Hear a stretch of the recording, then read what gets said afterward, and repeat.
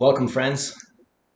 David J. Coon with Qigong Awareness, the author of Qigong for Beginners, Your Path to Greater Health and Vitality. Thanks for tuning in this evening or this afternoon, this morning, whenever it happens to be for you.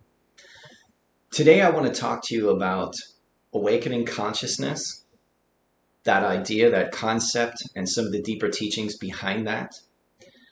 I want to talk to you about the subject of healing. It's one that's very close to my heart, and I want to help you to heal in whatever way that I can help you do that. This is just one video, one time, one conversation. Healing is a deep subject, but I want to touch on it, and it is directly related from the perspective in which I teach it and from the perspective in which I've learned it and experienced it and seen it and paid it forward. It is directly associated with awakening consciousness, this idea of awakening consciousness, which also means the awakening of your energy, which also means the changing and the awakening of your perception. As I've said in previous episodes, there are various spiritual texts and spiritual teachings and so on that say, don't seek to change the world, but rather than seeking to change the world, change your perception about it. There are references, and some of you have read this in my book, some of you have heard it in other videos, etc. You've heard it from Jesus, you've heard it from the Buddha. Jesus said, seek not outside yourself, the kingdom of heaven is within you. Buddha left this teaching of meditation. It's the same thing, essentially. The idea is look inward. When it comes to the practices of Qigong, and it comes to the practices of yogic practices and so on and so forth, we're left hints. These are hints. Hints. H-I-N-T-S, in case that's not clear. Hints, okay? A hint in the direction of what lives inside of you.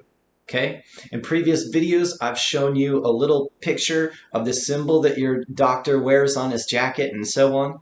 The caduceus, okay, which has two snakes and comes up a staff, and the two snakes meet at the top.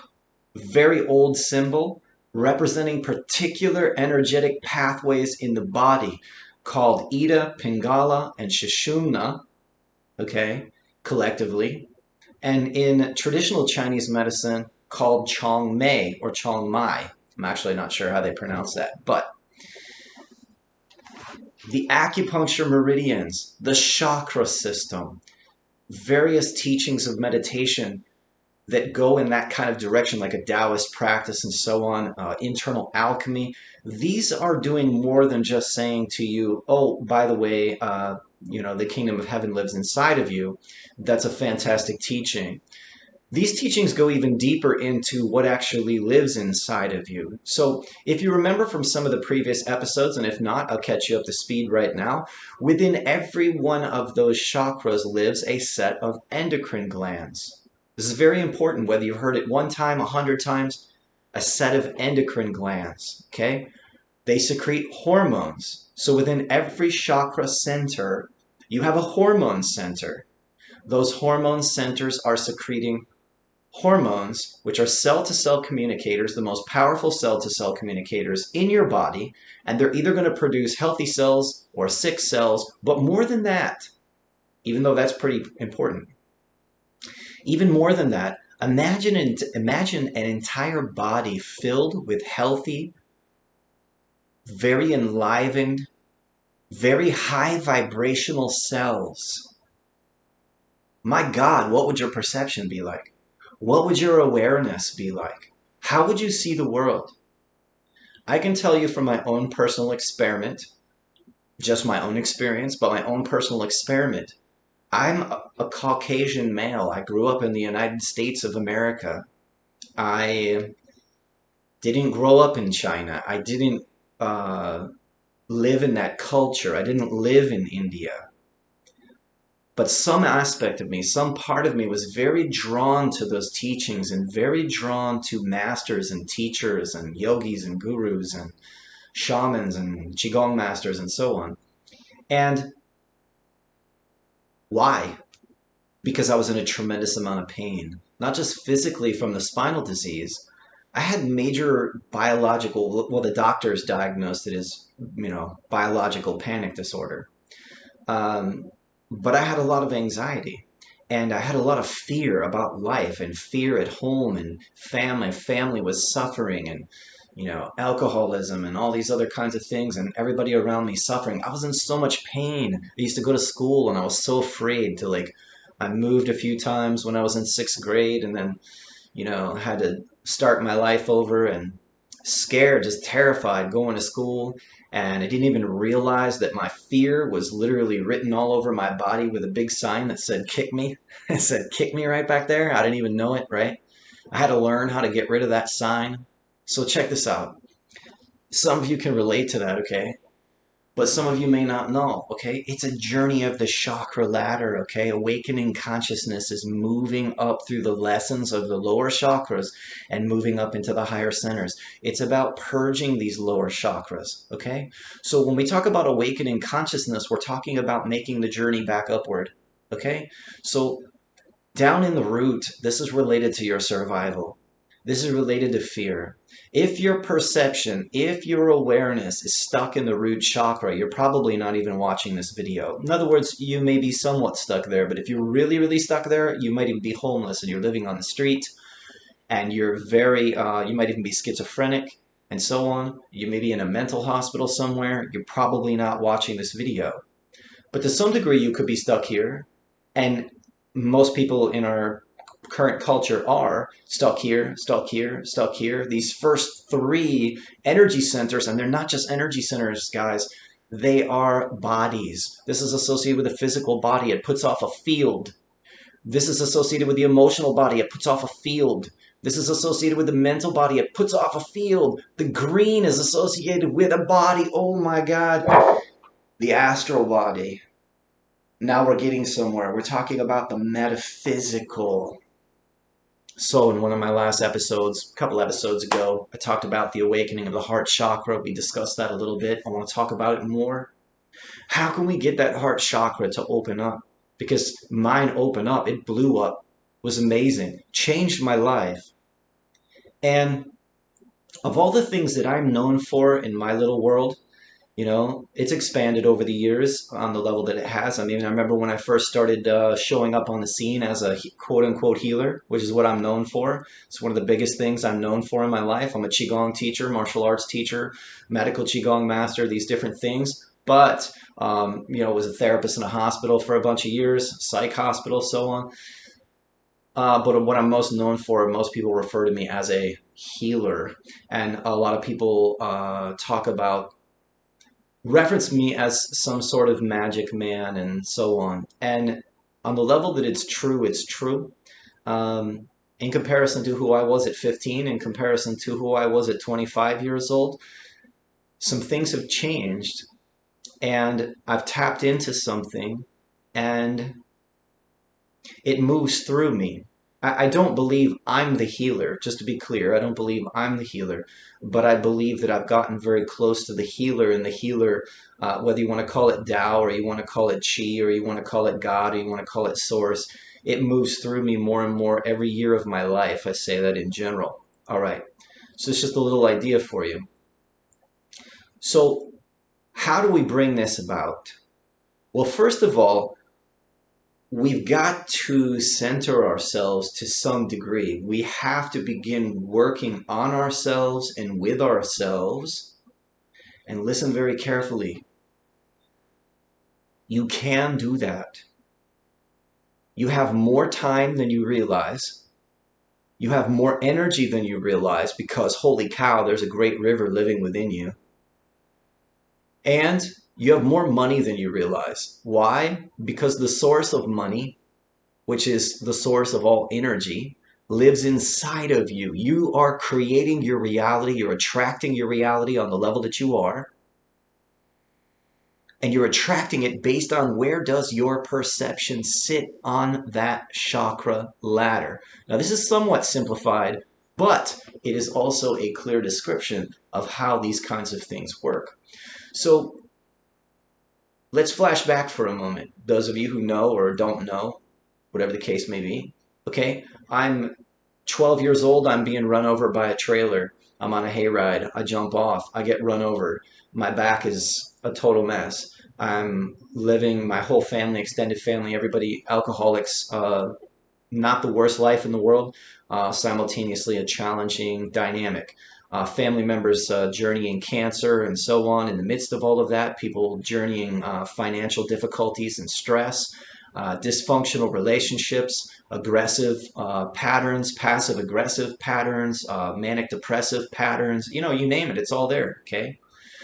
So enters this little kid, okay, at the time, somewhat little kid, enters into like a Mr. Miyagi situation, all right? I'm training like the Karate Kid, and I'm learning, okay, these practices of Qigong and so on, and meditation and martial art and all of these different things. And I spend 10 years doing that, not 1 year, not 2, 10 for me, 10 pretty diligently too, especially from 18 to 25.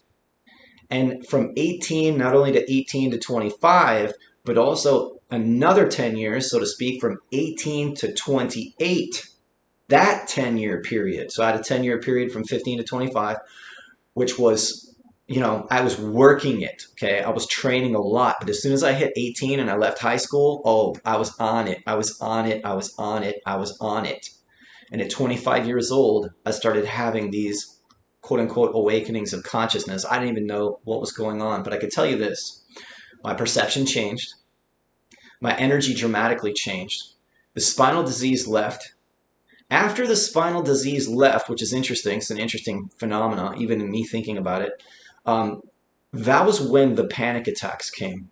That was when I had plenty of fear before that, but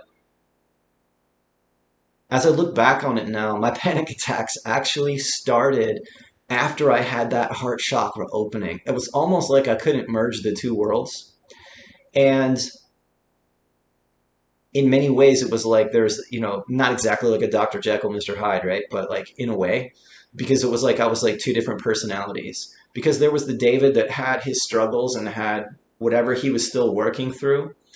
But literally from the time I was 15 years old, I started working on people. Right from the time I was suffering, as soon as I started learning these different practices, I immediately started working on people. By the time I was 18 years old, I had a massage table in my house.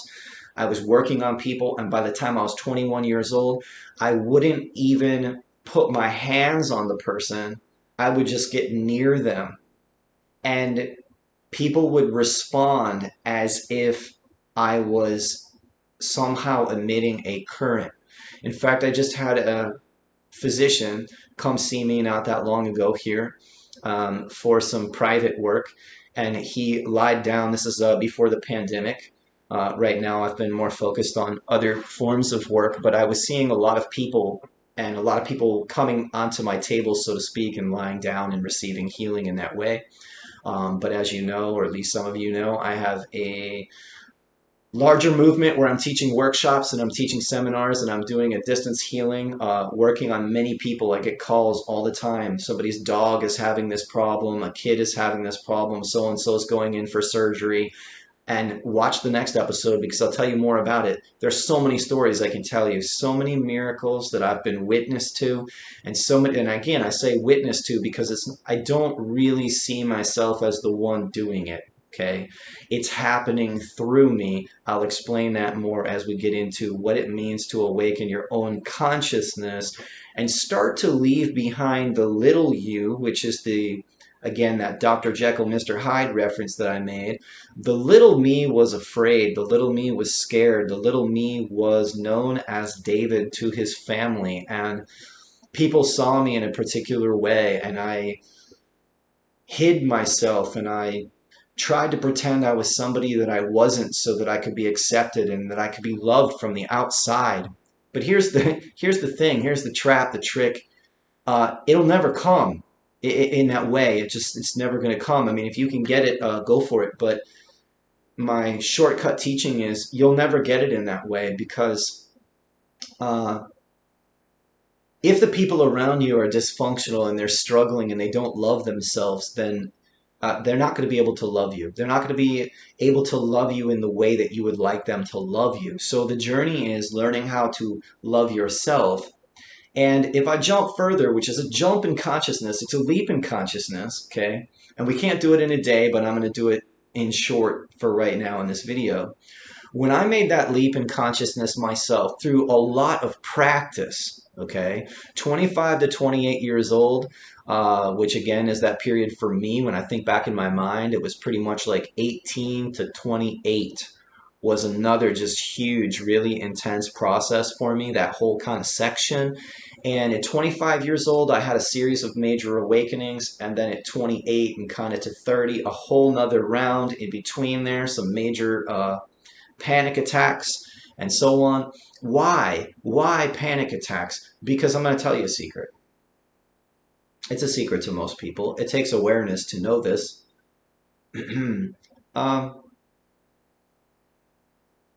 The world of who you really are as a spirit, as a soul, doesn't really match the character and the life that you're living as a human being. For most people, the two are in contradiction with each other. They're not one and the same. I went from being someone who was afraid and again got into martial arts and different things to kind of protect myself and defend myself, thought I might become a state trooper and so on, and had some family members that were police officers and military and so on. And it somewhere in there in some of those earlier phases, mid-20s, here I am having heart chakra openings, okay? And my other character is literally considering going into mixed martial arts and going into the octagon. I was like 15, 20 pounds heavier than I am now, lifting much heavier weights and fighting full contact karate. So this is an example of what I'm talking about. Like these two worlds, they don't exactly mix 100%, okay? I still do martial arts and stuff, and I'm a healer. And there are ways to merge that, but you're not going to see me in any mixed martial arts tournaments anytime soon, because in my mind, I can't merge those two worlds, because I cannot, at this point in time in my life, cause harm to another person. It's just not in my psyche. I don't have that much anger anymore. I did, but I don't anymore. And that was part of my awakening and my healing process. And again, how did I do it? I didn't do it easily, and I didn't do it overnight, and I studied so many different things. What I do in my book and what I do in our certification program and what I do in my Qigong workshops and what I do in the medical Qigong practices that I do and what I do in the healing work that I do, there is a body of information that I'm always coming back to. It's a good sized body of information. It's not like 3 techniques, okay? It's quite a few more than that. It's at least 100, if not 300 different techniques and tools. But when you have that in your toolbox and you go through the process of unfolding these lower levels, which each level has its own degree of challenges, because as you heal and you change and you transform, you have to understand your relationships are going to change because your relationship to yourself is changing. So your relationship to other people is going to change. Some part of you is not going to tolerate people not being loving and kind and nice to you in the way that you desire. And at first that's hard, you know, until you find better friends, until you hang out with better people, until you start attracting better relationships. That happens as you move up the ladder. For me, I went from being that scared kid, fearful, terrified actually, just like I see most people in the world, you know, suffering with what we can call, and I have called, and other spiritual teachers have called, the human condition. When you're in that state, that fear state, fear acts like a shield. It's not expansive, it's contraction. It's contraction, it's a contracted state. You can't heal from that state. And when people come into my presence, whether it's in a counseling type session, a coaching type session, a long distance healing session where I'm sitting with their energy, I may not even particularly know that baby. All I do is get some information. There's this baby. This is what's happening with the baby. I know the mother of the baby. I'd like to put this baby on the distance healing program. That person begins communicating with me. because energy is a field, okay, like gravity, it reaches from here to the moon, it reaches from here to the sun. You can't see it, but it's there. And these energy fields are all around us. And your mind is attached to particular fields, particular levels of energy, like the root chakra, like the navel center, like the solar plexus. We as individuals and we as human beings must relearn, must remember our heart space. Remember on a deep level, not some foo-foo surface level, but on a very deep level, that you and I, we're one and the same. I may not have the same clothes as you. I may not have the same nose as you. You may or may not like my hair, whatever the thing is. You may not be into Buddha, whatever, whatever your thing is. We may not agree on those things. But in a heart space, you and I are the same. When I come from heart space and I go into heart space and I take away all judgment of when a person comes to see me and what they come to see me with, whatever they're suffering with, I'm going to give away one of my major secrets, and I can gladly give it away, and I highly recommend you try practicing it. It takes some years to become more of an expert at it. Whatever someone brings me, whatever they're suffering with, they're angry, they're hostile, they have a disease, they're angry and hostile about the disease, they're angry and hostile toward their doctors, toward their family members, whatever's going on. My practice is, emotionally, energetically, I do not judge it. And I hold heart space for them.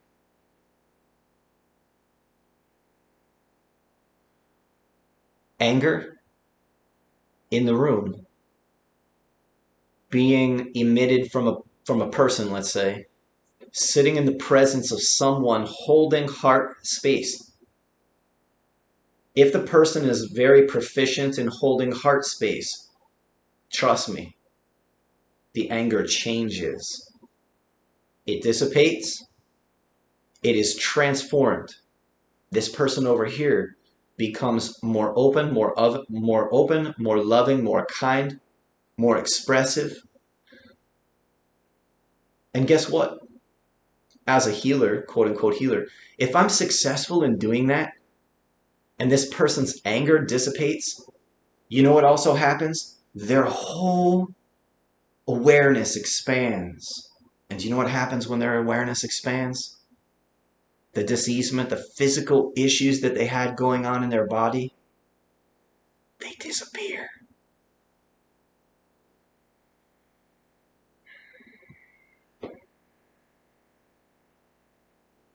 Thanks for tuning in. I hope to see you in the next episode. Have a blessed day, blessed evening.